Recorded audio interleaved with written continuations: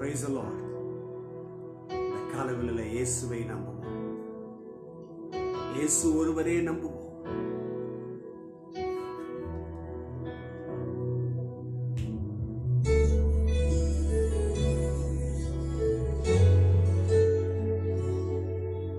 இயேசுவே, நான் உம்மை மாத்திரம் நம்புவேன்.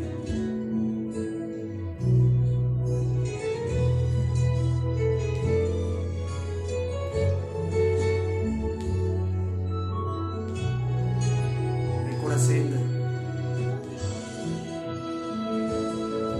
நான் நிற்கும் பூமி நிலை குலைந்து அழிந்தாலும் என் நம்பிக்கையின் அஸ்திவாரம் அசைந்தாலும் நான் நிற்கும் பூமி நிலை குலைந்து அழிந்தாலும் என் நம்பிக்கையின் அஸ்திவாரம் அசைந்தாலும் நான் நம்புவதற்கு ஒன்றும் இல்லை என்றாலும் நம்புவேன் என் இயேசு ஒருவரை. நான் நம்புவதற்கு ஒன்றும் இல்லை என்றாலும் நம்புவேன் என் இயேசு ஒருவரை. நம்புவேன் என் இயேசு ஒருவரை. நம்புவேன் என் இயேசு ஒருவரை. சொல்றீங்களா? நம்புவேன் என் இயேசு ஒருவரை. நான் நம்புவேன் என் இயேசு ஒருவரை.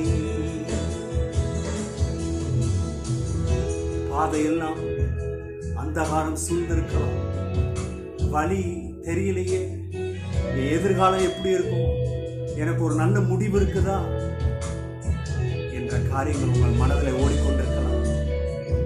கர்த்தர் உங்களுக்கு செய்ய வேண்டியதை செய்து முடிப்பார். அவரை நம்புவோம்.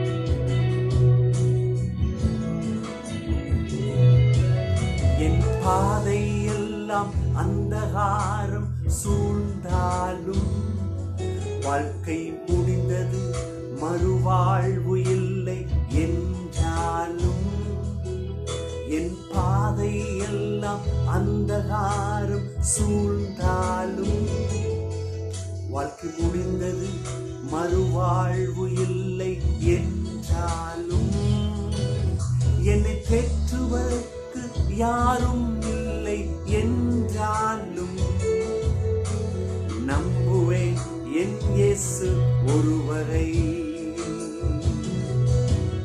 என்னை பெற்றுவதற்கு யாரும் இல்லை என்றாலும் நம்புவேன் என் இயேசு ஒருவரை. நம்புவேன் என் இயேசு ஒருவரை. சொல்றீங்களா? இருதயத்தை உயர்த்தி நம்புவேன் என் இயேசு ஒருவரை. நம்புவேன் என் இயேசு ஒருவரை. நான் நம்புவேன் என் இயேசு ஒருவரை. நம்புவேன் என் இயேசு ஒருவரை. உம்மை மாத்திரம் அப்பா நான் நம்புவேன். அது எனக்கு நன்மை, அது எனக்கு சுகம், அது என் குடும்பத்திற்கு நல்ல எதிர்காலத்தை கொடுக்கும். உண்மையே நம்புவேன். தேவனே, நம்பிக்கை தான், உங்களுடைய நம்பிக்கை தான் என் எதிர்காலம் என்று சொல்லி அர்ப்பணிப்போமா. கர்த்தர் நம்மளை அற்புதமாய் நடத்துவார், அற்புதமாய் நடத்துவார், அற்புதமான வழிகளை உண்டு பண்ணுவார். அவரால் கூடாத காரியம் ஒன்றுமில்லை. எல்லாரும் இருக்கிற இடத்துல அந்த தெய்வத்திற்கு இருதயத்தை உயர்த்தி, இயேசுவே தெய்வமே, உம்மை நம்புவேன். அந்தகாரம் சூழ்ந்திருக்கலாம், தடை இருக்கலாம், போராட்டம் இருக்கலாம், கண்ணீர் இருக்கலாம், தோல்வி அவமானங்கள் இருக்கலாம். ஆனா நீங்க யாரை நம்புறீங்க? நீங்க அந்த அவமானத்தை நினைச்சு, அந்த நிந்தையை நினைச்சு, அந்த தோல்வியை நினைச்சு அவ்வளவுதான் என் எதிர்காலம்னா நீங்க தோல்வியும் அவமானத்தையும் நம்புறீங்கன்னு அர்த்தம்.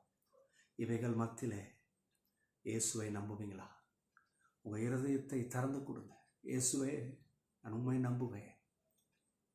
அவருக்கு ஒரு நொடி போதும், அதுவே அவருக்கு அதிகம்.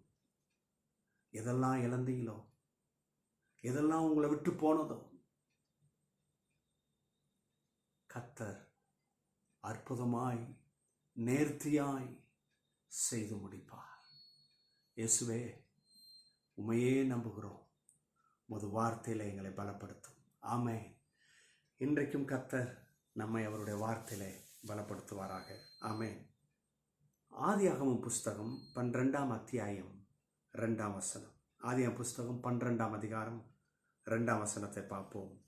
நான் உன்னை பெரிய ஜாதியாக்கி உன்னை ஆசீர்வதித்து உன் பேரை பெருமைப்படுத்துவேன். ஆமென். ஹல்லேலூயா. எல்லாம் இருக்கிற இடத்துல கரங்களை தட்டி துதிங்க. I will make of thee a great nation and I will bless thee and make thy name great. ரெண்டு மிக முக்கியமான விஷயத்தை இந்த வசனத்தில் நம்ம இன்னைக்கு பார்க்க போறோம். ஒன்று, பெரிய ஜாதியாக்கி, கிரேட் நேஷன். ஆமென். இல்லையா? நிறைய பேர் இதை தப்பாக புரிஞ்சுக்குவாங்க. ஜாதினா இன்னைக்கு மனுஷன் ஜாதியை கொண்டபடி பிடிச்சிக்கிட்டு இருக்கான் பார்த்தீங்களா, அந்த ஜாதியை சொல்லலை. ஆங்கில மொழிபெயர்ப்பாக தான் வாசித்தேன். I will make of the a great nation. தேசம். மக்களே, இன்னைக்கு நம்முடைய சூழ்நிலை, நம்முடைய வேலை, நம்முடைய ஜீவியம், நம்முடைய வாழ்வு ஒரு குறுகிய வட்டமாக இருக்குது. அதுக்கு மேலே போகிற மாதிரி தெரியல. வாழ்க்கையில் ஒரு முன்னேற்றத்தை பார்க்க முடியல. வேலையிலும் சரி, ஜீவியத்திலும் சரி, அப்படியே அதே நிலை, அதே போராட்டம். அதான் ஒரு குறுகிய வட்டத்தை போல இருக்கு. இப்படி இருக்கீங்களா? ஆனால் கர்த்தர் இப்படி தான் யாக்கோபனுடைய வாழ்க்கை சூழ்நிலை இதே போல தான் இருந்தது. ஆனால் கர்த்தர் மாற்றினார். இங்கேருந்து தான் தாய் தாப்பனை விட்டு மாமா வீட்டுக்கு போகிறாரு. அங்கே போய் எல்லாம் மாறிடும் நினச்சாரு. விரும்பினதுன்னா நடக்கும்னு நினச்சாரு. இவர் விரும்பாதது தான் நடந்தது. இவர் எதெல்லாம் விரும்பலையோ அதுதான் நடந்தது. பாருங்க, மாமனார் சம்பளத்தை மாற்றி மாற்றி அமைக்கிறான். நிம்மதியாக இந்த மாதம் போன மாதம் வாங்கின சம்பளத்தை தான் வாங்குவேன்னு பார்த்தா அதில் ஒரு மாற்றம். எவ்வளோ குழப்பம் படி பாருங்க. பலவிதமான நெருக்கடி, பலவிதமான போராட்டம். ஆனால் யாக்கோபனுடைய சூழ்நிலையை கர்த்தர் மாற்றினார். இன்னைக்கு அதே போல கர்த்தர் நம்மளை பெரிய ஜாதியாக்கினா ஒரு தேசமாக மாற்றுவார் என்பது 100% உண்மை. பாருங்க, யாக்கோபு கடவுளுடைய வார்த்தைக்கு அடங்கியிருந்தார். நல்லா கவனிச்சிங்கன்னா, ஒரு மனுஷனாக இருந்தான் யாக்கோபு. அவன் பாருங்க, மனைவி, பிள்ளைகள் அப்படியே வருது. 1 + 2 4 8 இப்படி ஆகுது. 16 ஆகுது. இப்படியே யாக்கோபு குடும்பம் பெருசாகி ஆகி கடைசியில் அதுதான் பெரிய தேசமாக மாறிச்சு. அதுக்கு பேர் தான் இஸ்ரவேல் தேசம். யாக்கோபு ஒரு மனுஷனை கூப்பிட்டு தேசமாக மாத்திராரு பாருங்க. ஏன்னா ஆபிரகாமுக்கு இந்த ஆசீர்வாதத்தை கொடுத்தாரு. ஆபிரகாமை ஒரு ஆளாக கூப்பிட்டாரு. ஒரே ஒரு பிள்ளையை கொடுத்தாரு. கொஞ்சம் கடவுள் சொல்கிறது சில நேரம் புரியாது. ஆனால் நீங்கள் அந்த ரிசல்ட்டை பார்க்கும்போது வியந்து போயிடுவீங்க. ஒரு நாள் ஆபிரகாமை கூப்பிட்டு, அப்பா வானத்தை பாரு, நட்சத்திரத்தை பாரு, உன்னால் என்ன கூடுனா கூடு, என்ன பாரு, முடியாது. அப்புறம் இன்னொன்று சொல்கிறாரு, வானத்தை கடற்கரை மணலை என்ன கூடுமான்றாரு. அதுவும் இம்பாசிபிள். சொல்லிட்டு இப்போ என்ன செஞ்சுருக்கணும், அட்லீஸ்ட் ஒரு 10 பிள்ளையாவது கொடுத்துருக்கணும். ஆனால் கொடுத்தது ஒரே ஒரு பிள்ளை. பாருங்க, சொன்னது ஒன்று செய்கிறது ஒன்றா இருக்குது. ஆனால் செய்கிறது வேற மாதிரி இல்லைங்க. அவர் சொல்கிறாரு, எனக்கு எவ்வளோ லீஸ்டாக ஒரு பாயிண்ட்டு கிடைக்குதோ, முடியாது, அதை வச்சு ஒன்றும் முடியாதுன்னா இந்த உலகம் சொல்லும்.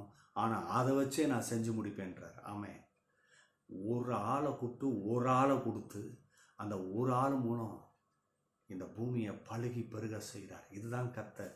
இது உண்மைனா இன்னைக்கு நீங்கள் குறுகிய வட்டத்திலிருந்து போராடிக்கிட்டு கண்ணீர் சிந்தித்துக்கிட்டு இருக்கீங்களே, உங்கள் வாழ்க்கையை கர்த்தர் ஆசீர்வாதமாக மாற்றுவார். பெரிய ஜாதியாய் மாற்றுவார். ஒன்றும் இல்லை, இப்படி இருக்குது அப்படி இருக்குது, நஷ்டம், குப்பை, தூசி, ஒரு பெருசாக ஒன்றும் பார்க்க முடியலன்னு புலம்பிக்கிட்டு இருக்கிறீங்களே, கர்த்தர் சொன்ன வாக்கை நம்புங்க. கர்த்தர் உங்களை பெரிய ஜாதியாக மாற்றுவார். ஆமென். ரெண்டாவது இந்த வசனத்தில் பார்த்தோம்னா, I will bless thee and make thy name great. அப்படின்னா என்ன? உன்னை ஆசீர்வதித்து உன் பேரை பெருமைப்படுத்துவார். கர்த்தர் ஆசீர்வதிக்கிறவர் மாத்திரம் இல்லை, நம்ம பேரை பெருமைப்படுத்துறாரு. எவ்வளோ பெரிய ஒரு தயவையும் இரக்கத்தையும் நம்ம மேலே வச்சுருக்கிறாருங்க.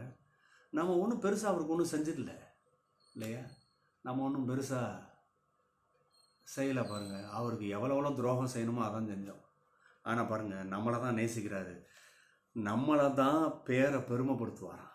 இன்றைக்கி நீங்கள் ஒருவேளை உண்மையாகவே கடந்த நாட்களில் கர்த்தரை நீங்கள் அவமானப்படுத்தியிருக்கலாம், கர்த்தரை விட்டு விலகி போயிருக்கலாம், கர்த்தரை தூசிச்சிருக்கலாம், கர்த்தருக்கு விரோதமான காரியத்தை செஞ்சுருக்கலாம்.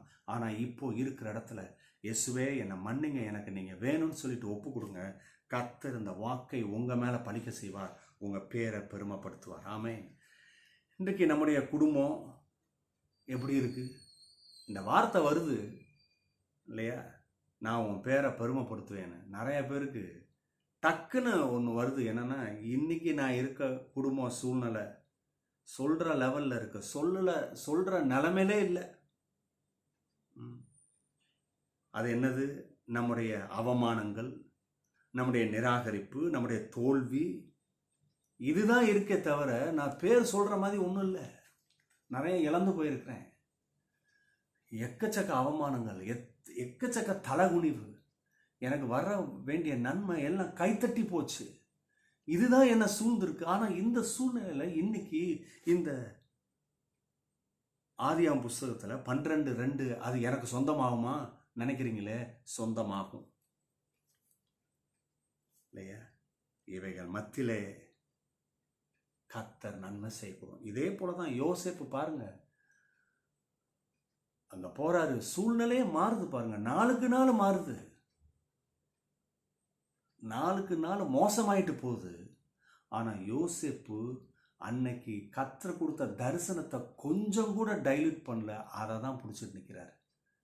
அந்த நட்சத்திரங்கள், அந்த அரிக்கட்டு இல்லையா, அதுதான் மைண்டில் ஓடிக்கிட்டு இருக்கு. இது கர்த்தர் எனக்கு காமிச்சார். எல்லா அரிக்கட்டும் எனக்கு வணங்குச்சு, அப்போ எனக்கு அதிகாரத்தை கொடுக்குறாரு, எனக்கு வாழ்வை கொடுக்குறாரு, எனக்கு நல்ல எதிர்காலம் இருக்குது, அதை தான் பார்க்குறாரு.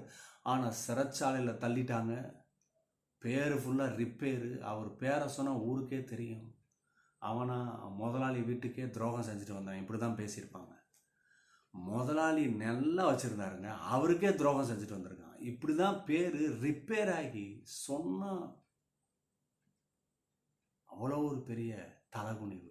ஆனால் அவ்வளோ மத்தியிலையும் கர்த்தர் அந்த அரசனை கொண்டு, அந்த ராஜாவை கொண்டு, யோசேப்பு மாத்திரம்தான் இந்த காரியத்தை செய்ய முடியும், வேற யாரும் செய்ய முடியாதுன்னு சொல்லிட்டு அந்த தேசத்தை ஆளுகை செய்கிறதுக்கு அவன் கையில் கொடுக்குறாருன்னா இதுக்கு மேலே என்னங்க பெருமைப்படுத்தணும்?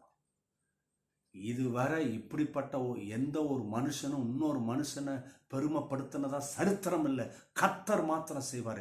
இன்னைக்கு உன் தலைகுனிவு, உன்னுடைய இழைப்பு, உன்னுடைய இழப்பு, உன்னுடைய கஷ்டம், உன்னுடைய தோல்வி, இவைகள் மத்தியிலே கர்த்தர் உனக்கு சொன்னதை செய்வார், உன் பேரை பெருமைப்படுத்துவார். எல்லாரும் இருக்கிற இடத்துல கரங்களை உயர்த்தி, ஆண்டவரே இதுவரை நான் சூழ்நிலை பார்த்து நம்பிட்டேன், இன்னைக்கு இந்த கால வேளையில் வார்த்தையை நம்புகிறேன் என்று சொல்லுங்க.